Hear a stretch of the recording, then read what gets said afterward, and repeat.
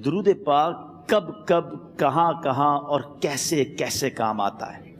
ایک بہت ہی خوبصورت واقعہ، بڑا ایمان افروز واقعہ ہے جو میں آپ کے سامنے پیش کرتا ہوں۔ ایک دوست نے اپنے ایک دوسرے دوست کو قرض دیا، اور جب اس نے قرض دیا تو وہ قرض ایک بڑی اماؤنٹ تھی، 3000 دینار۔ وہ ٹائم آ گیا جب اس ٹائم وہ قرض لینے کے لیے اپنے دوست کے پاس گیا کہ بھائی مجھے میرے پیسے واپس دو، تو اس نے کہا کہ پیسے تو نہیں ہے میرے پاس، میں کولیپس ہو گیا ہوں، بزنس اب میرا ختم ہو گیا ہے، میں تمہاری رقم نہیں دے سکتا۔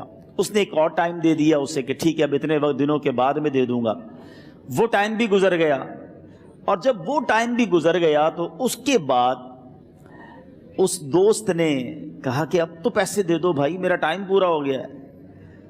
پھر نہ دے سکا ٹائم۔ آخر کار معاملہ جو ہے وہ کورٹ میں چلا گیا، قاضی کے پاس چلا گیا۔ اب قاضی نے جس کو پیسے دینے تھے اس کو بلایا اور کہا کہ بھائی آپ کو اس کے پیسے دینے ہیں؟ کہتا ہے ہاں پیسے تو دینے ہیں۔ تو کہا پھر دیتے کیوں نہیں ہو؟ کہا پیسے ہیں ہی نہیں، کاروبار ہی ختم ہو گیا ہے، قرضہ تو لیا تھا اب میرے پاس بچا ہی کچھ نہیں ہے۔ تو کہا اچھا اب یہ بتاؤ کہ کب دو گے، کیسے دو گے؟ اس نے کہا بس میرے پاس پیسے ہی نہیں ہیں۔ تو کہا اب تمہارے پاس 30 دن کا ٹائم ہے، 30 ڈیز میں یا تو اس کے پیسے لوٹا دو یا 30 دن کے بعد تمہیں قید کر دیا جائے گا۔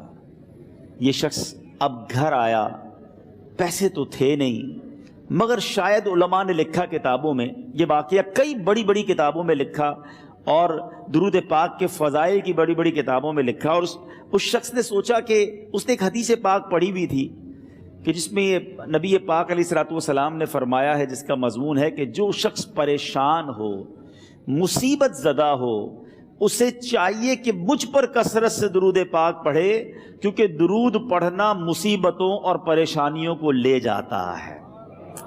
اب اس عاشق رسول نے سوچا اور تو کچھ ہے نہیں، اب میں درود پاک پڑھنا شروع کرتا ہوں۔ صبح سے لے کر شام تک وہ درود پاک پڑھنے لگ گیا۔